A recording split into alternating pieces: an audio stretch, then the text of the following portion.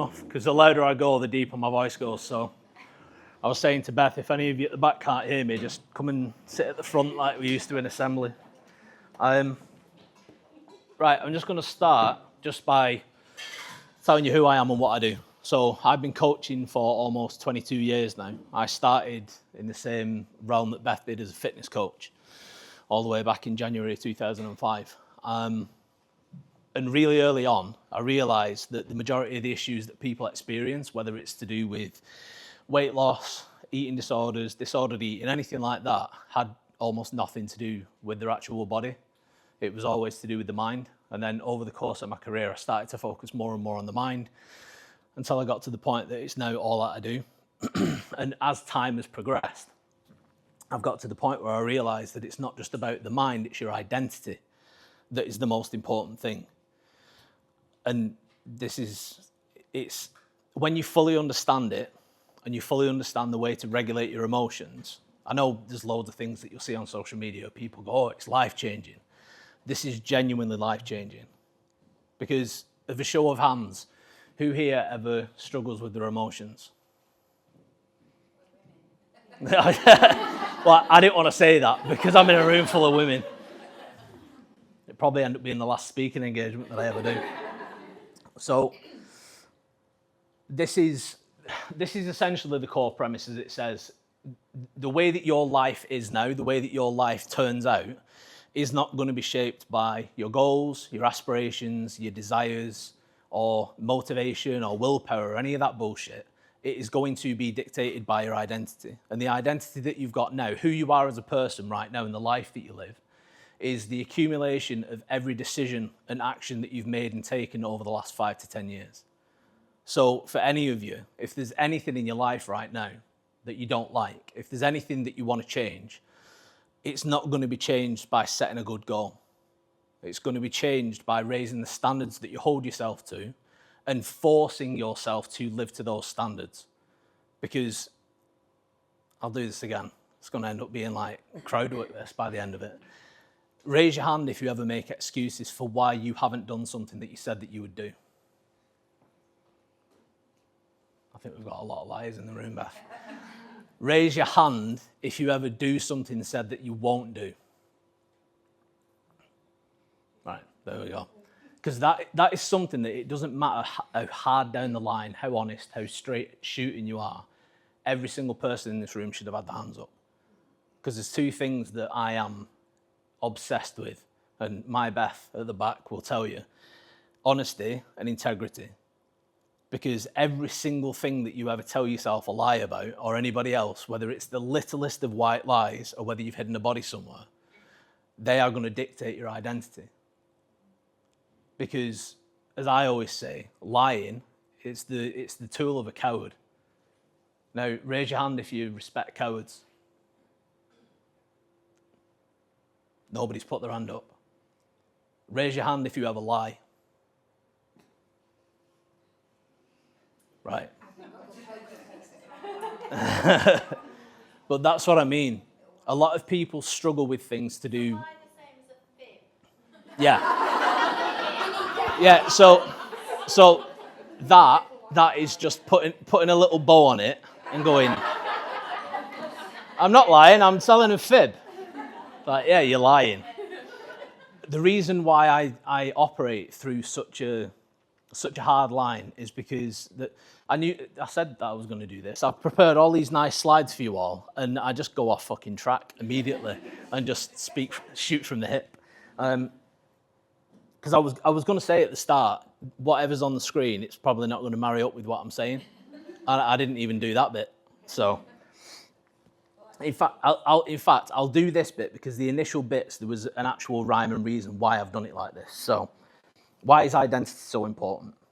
And who you are now is dictated by two different identities. You've got what I refer to as your continuity identity. So your continuity identity is the majority of your belief systems, and they start when you're a child. So the first people that influence the way that you think and feel about everything are your parents, which is why there will be elements of your personality, your beliefs, the way that you operate in life that you see your parents in. It might be your dad, it might be your mum, or it could be an older sibling, it could be an auntie or an uncle if you had a close family and you spent a lot of time with them.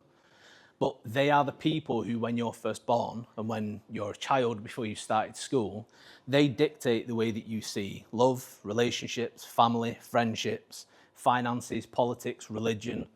Those are all really important, very important, because we all have core values within those, the same as we do with health and fitness and things like that. So your continuity identity, I often refer to what I do as like being an optician to the mind. Now, anybody who's wearing glasses or contacts, you go to the optician, they put that big gizmo on your head, and then they start putting different lenses in front of your eye, and they'll say, better, worse, better, worse. And the reason why they do that is because they want to test all of the different ranges of your vision so that they can get the perfect lens for you, and then they press it into a prescription. Now, those lenses are absolutely perfect for you and nobody else. Now, your mind, your identity works in the same way. So all of those different things in the list, oh, I changed this slide, never mind. So like I was saying, love, relationships, family, finances, things like that. Your parents put lenses in your prescription, the way that you see reality, the way that you see the world, the way that you perceive yourself and everybody else that's in it. But they don't ask you if it's right. And at the time, you're too young to be able to challenge it. You can't say, I don't agree with that. Because even if you do, you're 5 years old, shut the fuck up, what do you know? No, I've got kids. I've got 3 kids. And it's, for me, one of the most interesting and fun parts of parenting, actually helping them navigate life and create their identity based on what they believe. But there will be elements of you that aren't right for you. There'll be things that you do on a day-to-day basis that you actively don't want to do, that leaves you at the end of the day thinking, why the fuck do I keep doing that? Why have I done this again? And it's not necessarily something awful, but it's something that goes against what you want. You've got a goal that requires you to be a certain type of person, and the actions that you take on a regular basis prevent you from doing that. That's the other side of it. The daily action identity. Now, this is something that you can take from this, use it, and I promise you it will make a big difference. With my one-on-one clients, I've created a process probably about 10, 11 years ago called action associations. The reason why it's called that is because for every action that you take, you will have an association for the type of person who commits that action. As I said right at the start, liars are cowards. That is my association for lying. So if I was to ever lie, I would associate myself as dishonest, disloyal, a coward, all of the negative things that come with lying. I don't want to be, which is one of the reasons why if you ever ask me a question, I always say, if you think you might not like the answer, don't ask me, because I will give you the truth. My Beth, if she bought a new dress and she put it on, she came into my office and said, do you like it? If I didn't like it, I would say no. And I know most of you are probably thinking that you're supposed to just say yes. You're supposed to just say, no, baby, you look amazing in it. But the reason why I don't is because she's asked me, do I like the dress? She's not asked me, do I like her? So when you get the actions and the associations aligned, everything starts to change. And the best example that I've got for this is years ago, I had a woman come to me. She was an online coach and a physiotherapist. And she was chronically depressed. She was on the maximum dose of 2 different antidepressants, because at no point between the lowest dose of 1 and the maximum dose of 2 did a doctor have a fucking light bulb moment and think, oh, maybe this isn't the fucking solution to the problem. She came to me, she was losing clients, and her life was just circling the drain. And I put her in action associations immediately. So all that is a very simple process of writing out the 24 hours of the day, and you just mark down every single action that you take, and then the associations that you have for who you believe commits that action. So Joe used to stay in bed until 11, 11:30, noon, every day. So that was the first association. I said, what sort of person do you associate with someone who stays in bed until that time every single day, regardless of what they need to do? What did you say? And I asked her for the associations, and it was like machine gun fire. She just said, a loser, unsuccessful, no drive, no determination. It was just negative, negative, negative, negative. And she gave me like 11 like that. And I said, right, okay, what about somebody who gets up at 5 o'clock in the morning so that they can go to the gym and train before they go to work? I was like, what sort of person does that? She was like, successful, driven, ambitious, purposeful, determined, disciplined. You see the difference between the associations? Staying in bed until that time, horrible and negative. Getting up at 5 to do something that she saw as a successful act, something that's looking after yourself, massively positive. And I said to her, there will be a cut-off switch in between 5 a.m. and 11 where her mentality switches from positive to negative. And all we needed to do was find where that time was and make sure that she was never in bed beyond that time. So that's what we did. So we started to whittle the time back. It was like, right, tomorrow get up at 10:30. No change. 10, no change. 9:30, no change. 9 o'clock, no change. 8:30, same. 8 a.m., same. 7:30, and it wasn't a massive shift, but she was different. When she'd send me a voice note, her voice was lighter, she was responding faster, she'd actually done stuff in a day. 7 a.m., she was like a different woman. Like night and day different. And I was like, never stay in bed any later than 7:05, ever. And she didn't. And within 2 weeks, I would say better part of 50% of her depressive symptoms were gone completely. And then over the next 3 weeks, I told her, go back to your doctor. She spoke to a consultant. She said, I'm coming off the pills. And he was just like, right, we're going to have to whittle them down. It's going to take months and months and months. I said, no, it's not. I said, tell them we're going to do it in the next 4 weeks. And within 3 weeks, she forgot to take them because she felt so good all the time. Her routine of getting up and moping around and then taking the pills to try and feel a little better was completely gone. So in 4 weeks, she went from being at the point of suicide ideation because she felt like there was absolutely no change ever going to happen to completely changing everything. She was taking on new clients. She was earning more money. Her house was nice and clean. She was always looking after herself. She started to go out again.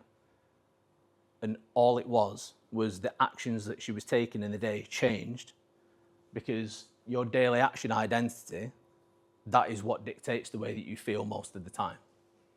Like, have you ever had one of those days where you've been like, right, today's been shit. Everybody's pissed me off. I'm going to get some wine and I'm going to eat shit on the couch while I watch TV. And then you don't feel amazing afterwards. And for any of you that are silently nodding or agreeing but giving it poker face, the reason why you feel shit the day after is because the way that you start the following day is largely going to be determined by the way that you ended the day before. And that's why people can spiral so quickly. If you end the day on a bad note, full of negative associations, you go to bed with that identity. When you wake up in the morning, if you wake up and you feel shit and you don't start your day well, same thing. Now, the identity that you start the day with is the most important one because it's the hardest one to then overthrow with additional positive things. And it's in everything. I mean, like, have you ever been in a rush in the morning, you forgot to brush your teeth before you leave the house? Nobody's going to admit to this one, but everybody in the room at some point will have done it. Good lad, Nathan. Right, exactly. I do it, and it's something that, like, hygiene's a really, really big thing for me. But that's the point. When I've done it, how I feel about me, I feel dirty because I've not brushed my teeth, to the point where there's been certain days when I've realised that I have. I'll go to a shop and I'll buy a little shitty toothbrush just so I can brush my teeth, because that's how important maintaining the right identity is. So if any of you have got any fitness goals, which I imagine 1 or 2 of you will, everything that you should be doing, everything that you say that you will do, has to be done. And anytime you find yourself creeping towards an excuse, it's been a long day, I'm tired, I don't feel like it, I might have a bit of a cold, or whatever the excuse is, whatever the justification is for going off track on what you should be doing and doing the thing that's easier and makes you feel better in the moment but feel like shit after the fact, you just need to hold yourself away from that. Because, let me find the bit that I was supposed to get to. There you go, see, I told you. I said that right at the start. I've done that bit. Right, here we go. This is where I was up to. Who in the room has a goal? If anybody doesn't put their hand up, you need to have a fucking word. Now, setting goals is something that I imagine Beth has hammered home over and over and over and over and over again. The way that I get clients to set goals is different, because one of the things that I've learned over the 20 plus years that I've been coaching is the initial goal that you set isn't the goal. Or at least, even if it is, you have an understanding that it is part of the mechanism that is going to get you what you actually want. So whenever I have a conversation with somebody, say like, I'll use this as an example because it's easier. Say you've got a goal and you want to lose 2 stone. The only question I would ask any of you if you gave me a weight-based goal is, why? And this is the important question. What changes in your life when you achieve that goal? We all had this conversation yesterday, so you should all remember it on Thursday. Because that's the most important thing. Every goal that you've got is meant to change your life in some way, right? But if you're not absolutely crystal clear on the reason why you want to change that thing in your life, having the goal of, I want to lose 2 stone, 3 stone, means fuck all. You know, like any coach in the world will tell you, if you've ever mistakenly taken someone's original goal at face value and gone, right, you want to lose 3 stone, amazing, this is how we do it, this is what we'll do with your training, with your nutrition, supplementation, sleep, water, this, that, the other, and it sounds amazing. You get them motivated, they sign up and they're ready for it, they're amped, but then they get 7 pounds in, they've only lost half a stone, all the motivation goes away, and then you get the message of them telling you that they want to stop. How the fuck do you motivate someone to stick with something where they've still got 2.5 stone to go when you don't know how to anchor them to the goal? Because that would literally be the position that you're in. I mean, earlier on in your career, you probably found yourself in that position. You're like, oh, but you're doing so well, you've still got 2.5 stone to go. Being hungry and stuff. Do you want to carry on? And they don't. But if you've asked the questions, what changes in your life when you lose 2 stone? I'll feel better. Well, what changes in your life when you feel better? I'll look better. What changes in your life when you feel better and look better? Well, I can shop in certain shops. I can wear clothes that I want to wear.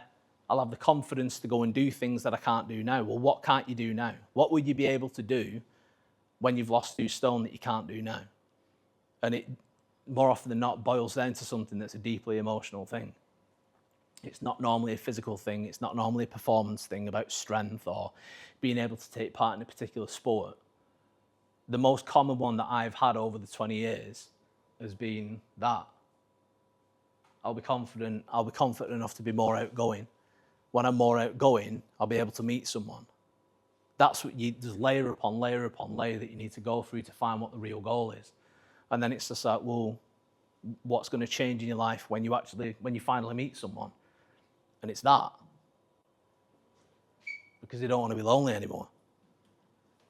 And it can be loads of different things. But if I had somebody who wanted to lose 2-3 stone, and that was the goal, and after 7 pounds they're saying that they want to quit, me being as blunt as I am, I'd just say, oh, cool, have you met someone yet? Do you feel better? Do you look better? Are you more confident? Can you wear the clothes that you want to wear yet? Do you shop in all the shops that you've been fantasizing about shopping in? No. Why the fuck are you stopping then? I know it's a really blunt approach, but it works. Because that's the way that I've always coached. I'm very objective. I don't cater to people's emotions. I'm not delicate with people, because at the end of the day, everybody in this room, you're all adults. All of you. Regardless of how young you are, you're all adults, right? And your objective reality is actually the best thing that you can invest in, that you can get focused on. Live in your objective reality and not in here. Because you've got 2 different realities. See that? I was on track. Brilliant. You've got your objective reality and you've got your imagined reality. Now, objective is very, very simple. It's just what's real, what is factual, what can you provide evidence for? And your imaginary is everything that goes on in your head. It's the things that you tell yourself. It's the stories that you make up. It's the justifications for this, that, and the other. But the problem is that people these days, they spend way too long in their imagined reality. And after a while, you've got your objective and you've got your imagined, and this happens. And the imagined reality acts like a filter over your objective. And it makes everything harder, unnecessarily as well. So with me, a very simple example. you ever been in a situation where somebody has done something and you've gone, he's done that to piss me off? I gendered it that way on purpose because I know my audience. But that's it. Most of you will have. You've been like, he's done that to fucking piss me off. He's done that to upset me. He's done that to annoy me.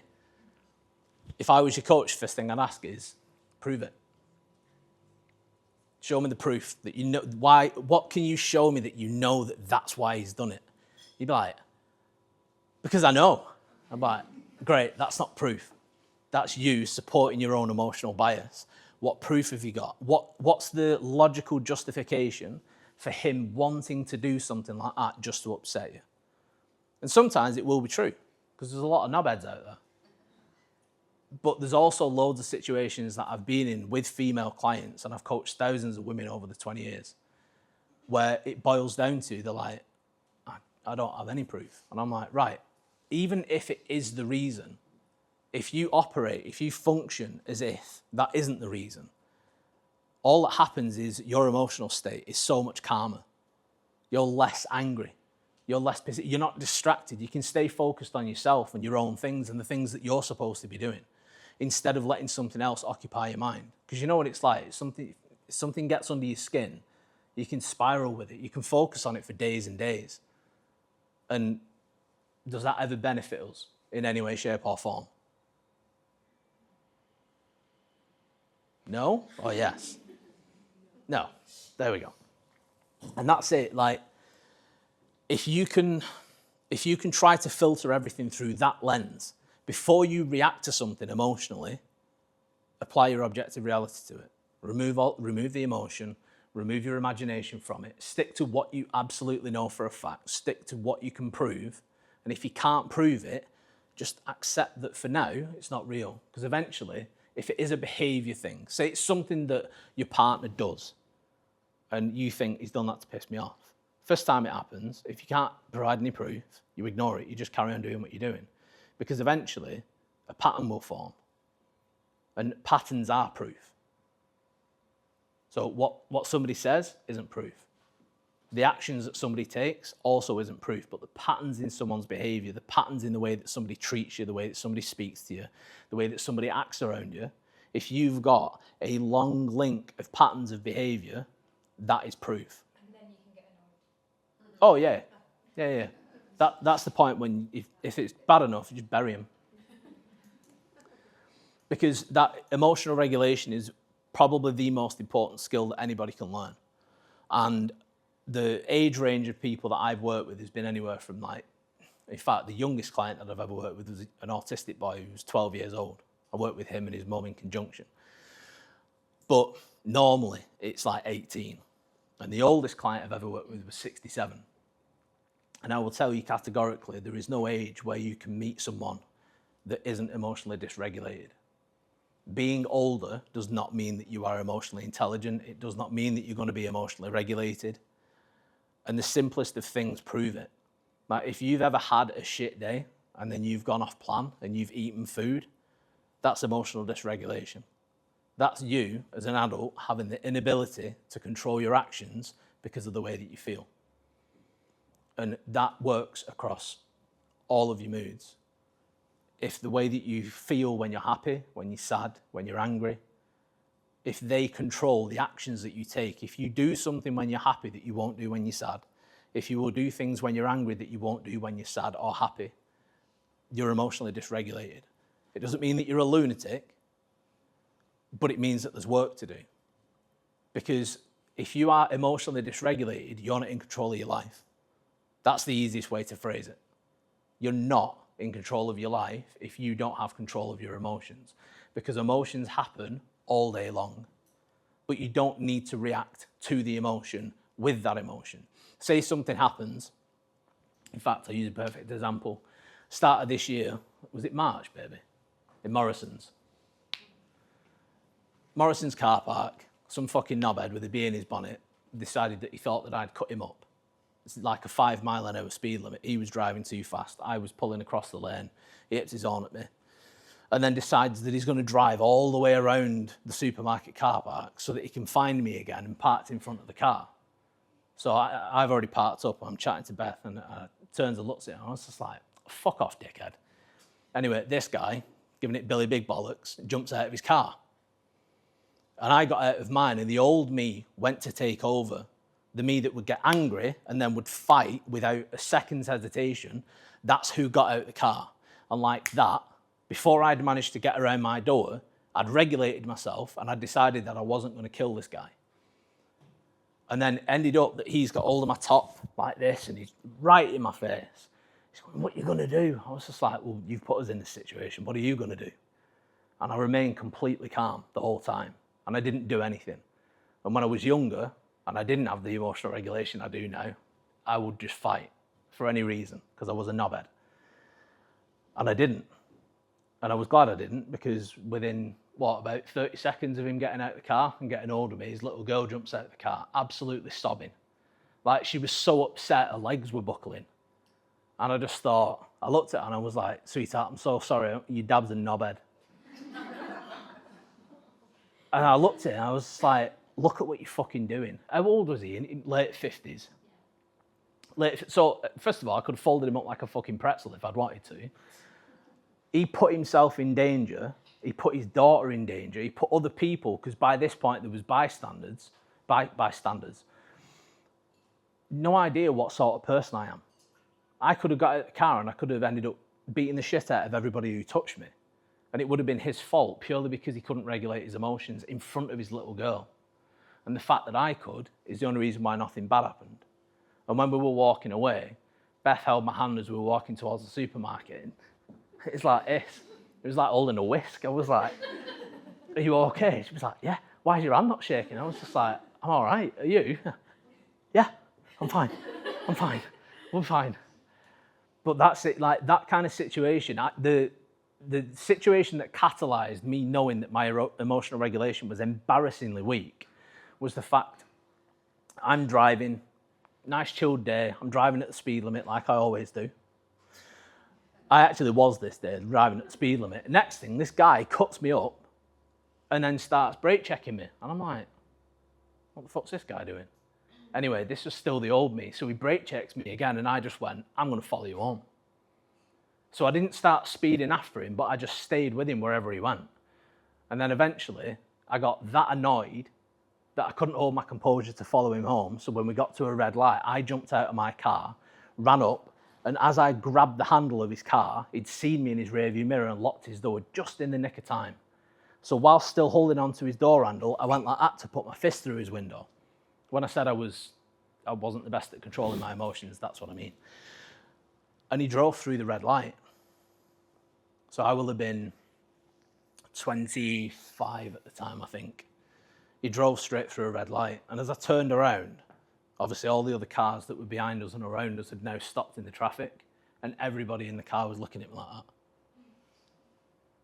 And I was like, as I was walking back, I was like, I've got to get a fucking grip. Because he could have dragged me because I still had hold of the handle. And I could have got really badly hurt or killed. He could have gone through a red light and run somebody over. He could have crashed into a car that had babies in it. There was any number of horrific outcomes that could have happened just because I couldn't get a fucking grip. Just because I couldn't go and just bring myself back down to earth. And that was the point that I just committed to being as emotionally regulated as possible. And the story from Morrison's car park shows that I've managed it. Yay me. But it makes the world a difference to everything. Because in those moments when you do think, I'm going to have a drink when you know you shouldn't, or I'm going to eat some chocolate or a cake or crisps or whatever your thing is, all it is that is preventing you from not doing that is the fact that you can't regulate yourself enough. And when you work through, my approach, I call it logical processing.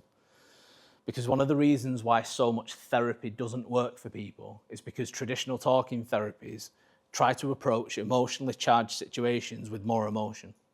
And it just doesn't work. I come at everything with logic.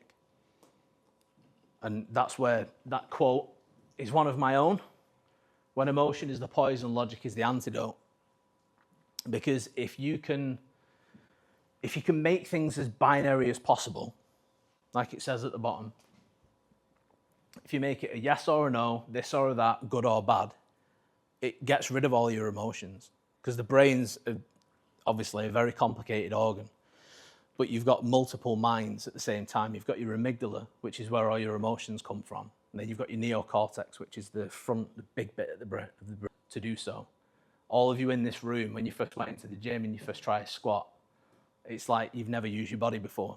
You know, your knees are going out, your hips are all over the place. Whenever you're doing a bench press or any kind of movement, it feels incredibly difficult. But then the more you do it, the better you get at it. And then once you've nailed your form, you can add more weight and more weight and more weight and more weight, and you get better and stronger, you build muscle, you lose fat. It's a stepping stone process. And your mind, training your mind, operates in exactly the same way. And if you can start to master this mechanism, initially, you will logically process something after the fact. So say you're having a conversation with your partner and you end up having an argument with him, and then you end up calling him a dickhead and telling him to fucking leave you alone because he said the wrong thing for the 800th time. After the fight, you'll be thinking, oh, I shouldn't have said that. Because I know I've thought that before. Show of hands who's after an argument with someone, a friend, a partner, anyone, has gone, I shouldn't have said that. I wish I hadn't said that.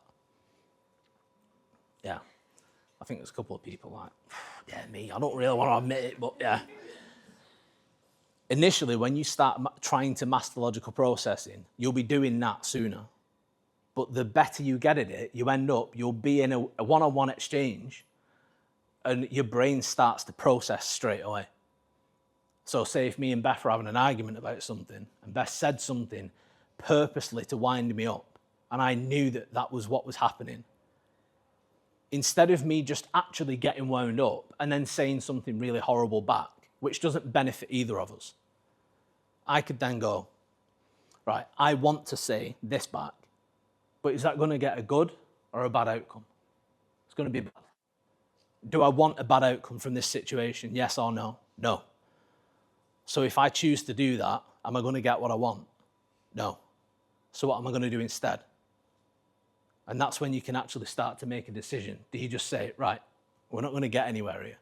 This is pointless. Let's separate it. We'll come back and we'll talk about it when we're a bit more ground level. Because it usually takes about 3 questions to actually bring your emotions back down to earth. Because whilst your amygdala is absolutely raging, the neocortex is a lot stronger.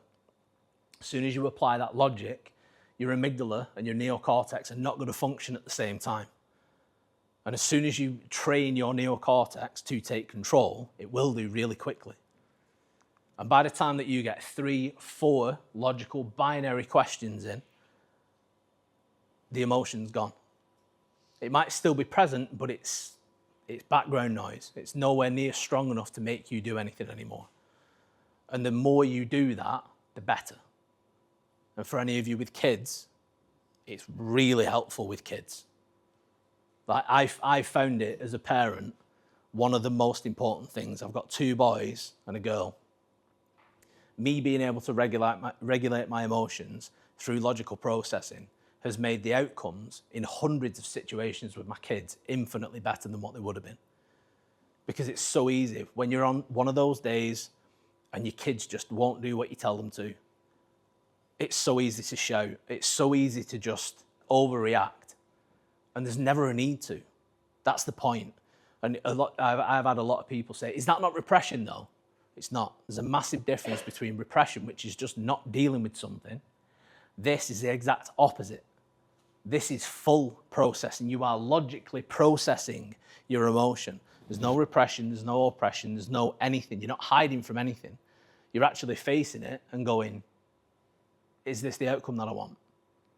Because that's actually something that I teach a lot of my clients for relationship purposes. If I'm working with a couple and they're going through a hard time, I say to them, when you get into a conversation with your partner and it starts to go south, the first thing that you should do is go, right, just stop. What outcome do you want from this situation? So if you've asked me a question, I would say, what outcome do you want from this situation? Before we get into it, and before someone gets defensive, before someone goes on the offensive, before the shouting starts or anything, what outcome do you want from this situation?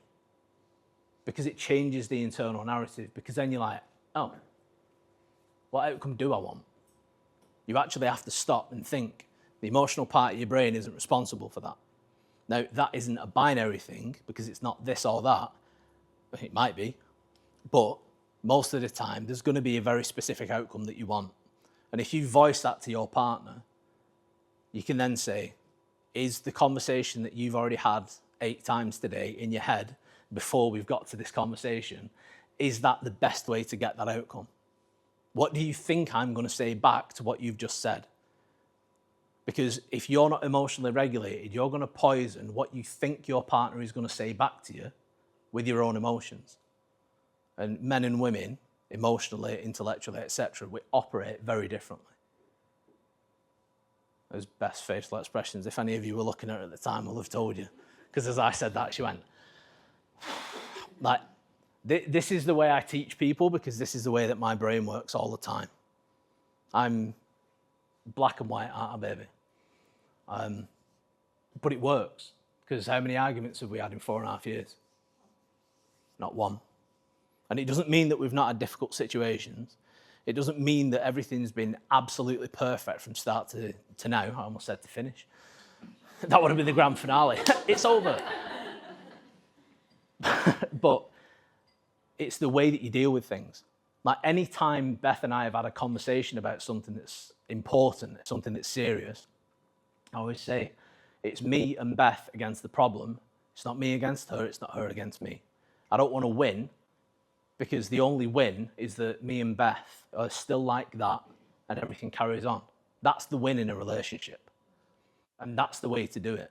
If any of you ever get into a pissing match with your partner where it's yeah, well, you did fucking this and this. And then he goes, yeah, well, you did this and this. And I did this right. And you go, yeah, well, I did this right. And you did this, this, and this wrong. That is never going to get anybody anywhere. Because I don't know about you, but I've never ended up in one of those arguments and come out and we've both gone, fucking high five, that was brilliant. Job done. Reverse it. If you ever get into an argument with your partner, tell them what you did wrong, what you acknowledge that you did wrong, and tell them what they did right. And then get them to do the same thing to you. I know that might be really painful for some of you. It's like, I'm not fucking telling him he did something right. No chance. I'd rather die. But if you want your relationship to be really strong and for you to be like that, honestly, if you start that process, you won't believe the difference that it makes. Because it's unbelievable how infrequently partners actually praise each other. You know, you might get each other a brew and you'll say thank you, but that's not praise. That's just politeness. You get that from anybody. Actual praise is when you do something specific and they acknowledge it and tell you that that you've done it. And the reason why that is praise is because they've actually acknowledged, they've seen it, and then they've commented on the fact that you've done it. Could be anything. And if you start doing that with your partner and he starts doing it with you, you'll look at each other in a completely different light. Because it doesn't take very long when you're being emotionally dysregulated in a relationship for it to become toxic and for you to become enemies and not partners. And then you end up in a situation where you're together for way longer than you should be, fucking hating each other. There's nothing good anymore, but it's just neither of you want to fail. You don't want another relationship to fail. And I've had people come to me. I had one client. The initial message that she sent me was, I need you to help me get through my divorce. That came before hello or anything. I was just like, oh, fucking hell, all right. I was like, when did it start? She was like, oh, I've not started the process yet, but I am going to divorce him. I just need you to help me get through it. I was just like, all right. A woman of her convictions. I was like, take me through it. So I started talking. What's he done? What's the problem? Went through everything. And when I asked her what he'd done wrong, she had an enormous list. And I was like, right, okay, what does he do right? And as she was giving me this list on the call of all of the things that he does right, I could see her starting to soften because she just hadn't acknowledged the majority of them. I had to give her prompts to draw them out as well. It's like, so what sort of things does he do around the house? Because, yeah, he might not clean and he might not cook, but what other things did he do? She was like, oh, he was in the garden over the weekend fixing this thing and this thing and this thing. And there was things that he'd done over his weekend specifically that was just for her. Zero benefit to him, but she wanted it, so she got it. And she started to soften. And I was just like, right, okay. I was like, how good of a wife are you? She was like, really good. I was like, oh, brilliant. And then me being me, prove it. She's like, what do you mean? I said, prove it. I said, give me the evidence that you're a really good wife. And she's like, well, I cook every day. I went, for who? She went, all of us. I said, but what do you cook for him? She was like, the food that we all eat. I went, so you cook for the family then? You cook for yourself, your boys, and him? She went, yeah. I said, so you've not done that for him. You've done it for the family. She went, yeah. I was like, right, okay. I said, and what else do you do? She was like, well, I clean, I keep the house spotless. I went, for who? She went, for all of us. I went, why do you boys, you teenage boys, really give a shit if the house is spotless or not? She's like, well, no, probably not. I said, and the standard that you hold the cleaning to, is it your standard or your husband's standard? Does he walk around with a white glove and wipe things and go, do that again? She was like, no. I said, is it your standard or your husband's? She went, mine. I went, okay. I said, so when was the last time you did something that was just for him? There was no benefit to you. There was no benefit to the boys. There was no benefit to the family. When was the last time you did something that was just for him? And we were sat there for about 3 minutes in absolute silence. And she just went, I don't know. I went, you can't remember the last time you did something just for him? She went, no. I said, have you ever? And they'd been together for 22 years. And she was like, I think so. And I went, that's a no to me. I went, so given what we've just spoke about, I said, are you a really good wife? She went, no. And I went, so are you going to divorce your husband who does this, this, this, this, and this that's just for you, as well as doing everything for the family? She went, no. I said, what we're going to do? She went, I'm going to fix my problems. I was like, yes! And that's exactly what we did. And he was angry all the time. That's what she said. He's always angry, always seems pissed off. And I took her through such a simple exercise, and it was the thing that saved the marriage. I said, when was the last time you greeted him at the door when he got home from work? She was like, I don't think I ever have. I was like, start. She said, what do you mean? I said, fucking open the door for him before he gets to the door. I said, be there to greet him. I said, give him a hug, shut up. I said, just give him a hug. I said, and then go back into the house and do whatever you were doing. I said, don't ask him about his day, don't ask him questions, don't give him something to do. I said, just let him get in the house and do whatever he wants to do when he first gets home. She's like, yeah, I can do that. I was like, excellent. She went, what else? I said, when he rants about these things, what's he ranting about? She just went, oh, how much tax he has to pay and the roads and this, that, and the other. And I went, and is your approach to agree with him?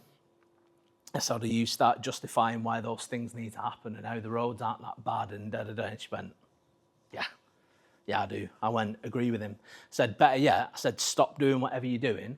I went, and be more pissed off about the thing he's mad about than he is. And I went, and watch what happens. She was like, why, what'll happen? I went, do it. I said, and find out. And she voice noted me later. She was like, oh my God. She went, came home, he started fucking ranting about tax. She said, and I slammed my gloves on the table. And I was like, do you know what? I'm so fucking pissed off at how much you have to work and how much tax you have to pay, and it all goes to fucking these people, and it gets wasted. And she said, and I was about 30 seconds in, and he came over, wrapped his arms around me, kissed me on my forehead and said, baby, don't worry about it. Those are my problems, not yours. Like that, completely changed. Where normally it would end up getting into an argument because he'd be arguing with her because she was taking the side of the government, the people who don't fucking fix the roads all the time. And it was things as simple as that. 3 to 6 months after we stopped working together, I got a voice note from her. And she said, hiya, I'm just wanting to update you. She went, we're the happiest we've ever been in 23 years. Just because of those simple changes. That's how easy it is to make a relationship amazing when you're emotionally regulated and you treat your partner the way that you want to be treated. So simple. This is the thing that winds me up with a lot of things. I'll get to this in a sec. How far am I running over at the moment? Sweet. With the more emotionally regulated you are and the more objective you are, the easier life becomes. It's literally that simple. As I said, with my client Joe, really like chronically depressed, suicide ideation tackle, massive doses of SSRIs, which don't fucking work ever. And all it was a little bit of emotional regulation, a little bit of objective reality, a little bit of action associations, and a life has been completely different since.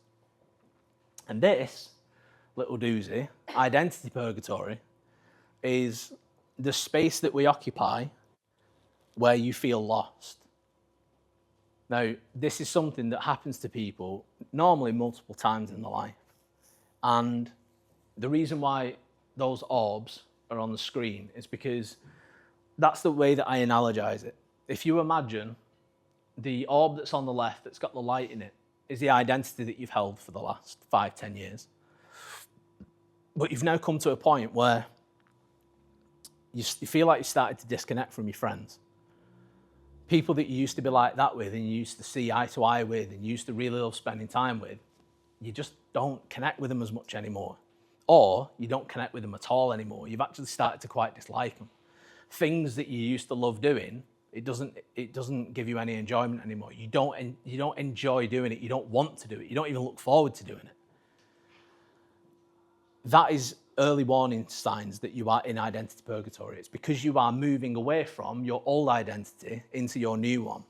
Now, the way that it works is if this is your old one and this is the new identity that you could move towards, and this orb is full of light, when you first start to transition, the light will bleed out of the identity that you have now, and it will connect with the new. But you don't transition straight across. It's not like taking a step and you're like, oh, I'm done. What happens is the majority of who you are ends up in the space in the middle, and you end up completely shapeless, and you feel lost, you feel disconnected, you feel uncertain. Like you making a decision on anything, it's really difficult. You feel isolated, and ultimately life feels unfamiliar. Even the things that have been familiar for the longest period of time don't feel the way that they used to anymore. Now, by show of hands, does that resonate with anybody? Is that now, at the moment, or is that you've experienced it before? No. Both. Now, this is one of the more important sides, because you have to start making decisions. And anytime you lead with fear, it shuts you down. It makes you more indecisive because you fear judgment or you fear a negative outcome. But the problem is that when you do that and you fear not doing something, you fear doing something and end up not doing it because you're scared of being judged for it, you can end up missing opportunities. And when you miss opportunities, that leads you down a path that you don't want to go down. I've worked with people who've been in identity purgatory for decades. They've just been existing. They've not lived the life that they wanted to live. They've not lived the life that they could have lived. I worked with one woman, she was 64 years old. And when I started working with her and I was detailing this to her in very specific detail, she was like, that's where I am now. I was like, how long have you been there? She was like, I think since I was about 30. And that was the point when she got married to the wrong man, who she was now divorced from. But she'd only divorced him 3 years prior. She lost 31 years of her life to the wrong man because she was too scared to make the right decision for herself. And once I managed to get her out of identity purgatory, which took the sum total of 2 weeks, I then spent 7 weeks helping her overcome the grief of the life that she felt she'd lost. And that was the worst thing that she'd ever been through. Not the divorce, not financial hardships, not a miscarriage. There was loads of different life events that loads of people go through that she'd been through. And the way that she felt for those 6 weeks, 7 weeks, she said was categorically the worst thing she'd ever been through emotionally. Because she was grieving the loss of the life that she felt she should have lived. The one that now that she felt aligned and regulated, she felt she could have lived. So for any of you at the moment that feel that you are in identity purgatory and you resonate with this, just make the fucking decisions that you need to make. do what you need to do so that you don't end up in that position. Because it can happen, and it does happen to people. And it's very not good. There's no good outcome from it. Now, when you do start to disconnect from people, insecurities tend to open up, because people will do one of three things when they're in identity purgatory. They will either stay in it and live an uncomfortable, awkward life that they don't love. They will make the transition and they will move over to the new identity and they will get the life that they want. Or they'll retreat back to their old identity and force themselves to just live that uncomfortable, familiar life. Because for a lot of people, an uncomfortable, familiar life is easier than an unfamiliar, comfortable life. Because when you go into the new, you don't know what to expect. You don't know what your days are going to be like. You don't know where you're going to be in a year. You don't know who your friends are going to be, your partner, etc. Because everything can change with a new identity. But that's the point. That's the whole point. So if you are there, as you start to regulate your emotions better and you start to process things logically instead of emotionally, you'll be able to make better decisions and you'll be able to move yourself from where you are to where you want to be. Because the amount of regret that you will feel if you don't, even if you wait a year, 2 years, 5 years, there's a saying that I love, and it's you've got to take the opportunity of a lifetime within the lifetime of the opportunity. And that's because opportunities will only be available for a certain period of time. And once they're gone, they're gone. You'll never have it again. And then you have to watch other people that you know get their opportunity of a lifetime and they take it. So if you're in that position now, scary as it might be, just understand, most importantly, if you transition to a new identity and after a couple of months, after 6 months, 12 months, you realize that it's not the perfect fit that you thought it was, change again. Just evolve again. Because psychologically, mentally, emotionally, we evolve all the time. You know, I've said to my Beth loads of times, if somebody ever says to you, oh, I know you're Andy, if they've not been close to me in the last 12 months, they don't know me. They know my name. They know of me. They know who I used to be, maybe. But they don't have a clue who I am now because I evolve so consistently, so quickly, that if you've not been like that with me in the last 12 months, you've no idea who I am anymore. You just know who I was at one point. And the problem is that when you do start to disconnect from people, you start to worry about the way that they're going to perceive you. You know, like put your hand up if you've ever worried that people will think that you've changed. That's the fucking point. That's literally the point. I've been told before, oh, you've changed, you're different now. I'm like, yeah, I know. That's the whole point. It'd be like going to the gym and training and eating right and taking your supplements and making sure you're sleeping enough and you're hydrating and you're doing everything that you need to, and then worrying that your body's going to change. That's the point. You're supposed to change. If you are the same person now that you were 10 years ago, you're not living life right. You know, when I was 14, I was in school, I was in my form room, and I was a chameleon in school. I could go to any group of people. I could go and sit with the pretty girls, and they'd be fine, and I'd chat and I'd joke with them. I could go and sit with the fucking tough kids. I could go and sit with the geeks. Socially, I was a chameleon. I could go to anybody. I remember being stood in the mouth of the room, and I looked around and I was like, I'm not going to know any of these people in another couple of years. Because I knew that school was coming to an end and then we were going to go to college. And you always splinter. People that you've been close with for 5 years, they go to college and you never see them again, right? And then when you finish college, half of them go to uni and then you never see them again.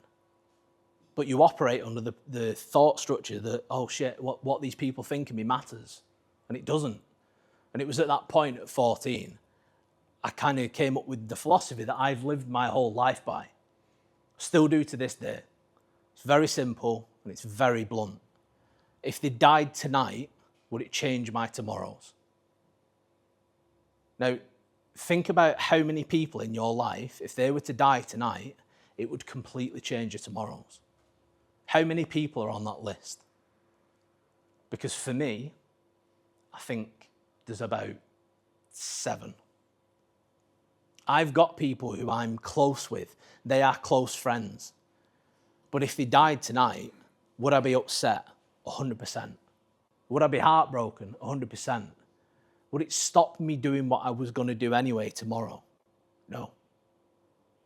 If I had obligations, say like if one of my friends had died last night, I'd still be stood here today. I'd be sad, but I'd still be living my life. I'd still wake up in the morning and eat my breakfast. So if somebody could die tonight and it doesn't make fucking any difference to your life tomorrow, why does their opinion? Like imagine that being the dynamic. You know, like if I was to die tonight, you'll wake up tomorrow and you'll eat your breakfast exactly as you normally would. Because it'd be like, oh, he was all right. He said some things that made sense. Anyway, and you just carry on because I'm not important to any of your lives. I probably will be after today because pivotal moment and everything. But that's the whole point. If my mum died, that would change all of my tomorrows. If one of my kids died, that would change everything. Absolutely fucking everything. I wouldn't be able to function. But that's it. The list is so short. So short. And they're the only people that I really, really care about the opinion of. And even then, I don't take their opinions all the time because they're still wrong about things. My mum still says things, and I'm just like, stop it. So even the most important people in your life, only people that you care about that much, you don't need to care about their opinions that much. Because the other side of it as well is that when that person does die, all of their opinions of you, all of their judgments, like that, they stop existing. They can't judge you anymore. It has no influence over you other than what you choose to allow it to. And you've got to start operating like that right now. Because it's kind of a double-edged sword. I'd love to be able to show all of you the life that you could live if you actually operated like that. If you were objective, if you were emotionally regulated, if you didn't let the opinions of fucking irrelevant people control what you do. Because the disparity would absolutely break your heart. Even if your life wasn't that much different as far as where you lived, the car you drive, the money you've got, your partner, etc., but how happy you are, that would be worlds apart. It's like the philosophy of the idea of hell is when you get to the end of your life, you have to meet the person who you could have been. That, to me, that's legitimate for me. I've said it a million times, having a baby. Because one of the very few things I feel, other than losing one of my kids, is getting to the end of my life with a laundry list of what ifs. What if I'd worked harder? What if I'd taken that opportunity? What if I'd cared less about that fucking irrelevant thing? Because every what if, it's just a big question mark that as you get older and you finally get to the time in your life where regardless of how much you now finally won't care about what people think and how much you want to do all of the things that you always wish that you'd done, you can't because you've run out of time. And you either don't have enough time to do it, you don't have the energy to do it, you're not healthy enough to do it, and you'll just look back and go, I could have done all those things. The only thing that was stopping me was how much I cared about what other people thought of me. And at that point, you will feel like an idiot. And I'm just glad that I got to that point at 14. Because there's so many things about my life that would be so different if I hadn't. And I know it's one of those things, and I've had people say it to me, people go, no, it's all right for you saying that because, life's going well. But when I was 28, I was married with 3 kids. Later on that same year, I was getting divorced. I got to a point where I was so unhappy with the way that my life was that I chose to leave my wife. And the life that I stepped out into was way more painful. It was way more uncertain. It was unfamiliar. It was horrible for the first 2 years. But my life now is infinitely better. So I lost a lot of time in those precious baby days. I know they're just a little pink potato and they don't really do much, but they're still special. But every stage of their life, you know, and any of you who are parents, you understand, as your babies grow, they turn into the next version of them so quickly, you never get the opportunity to say goodbye to the version of them before. And I was losing 50% of the time that I had with them in each one of those stages. And I was conscious of that before I made the decision. And I still made it. That's why I say what I say and I do what I do. Because I know how hard it can be to make decisions that are going to completely fucking upend your life. Like I did a full hard reset. In May of 2014, I quit my job in finance and I left my wife in the same week. If I was a little bit older, people would have called it a midlife crisis. But it wasn't. I'd been living in here for years. I'd been lying to myself all the time. I'd been gaslighting myself into staying in a marriage. I'd been fighting mercilessly to try and make the marriage work. And sometimes it's just not possible. Because in order for a relationship to work, both people need to be pushing in the same direction. And if I was pushing, she was pulling. No, other way. If I was pushing, she was pushing. If I was pulling, she was pulling. She was against me all the time. And then when I finally made the decision, I was finally out of that.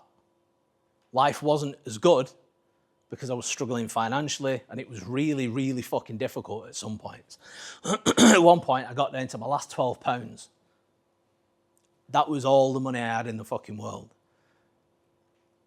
Picked the kids up from my ex-wife, drove to Asda, pulled into the parent and child space that was closest to the supermarket because I needed their Wi-Fi to connect to my phone because my phone had been shut off because I couldn't pay the bill.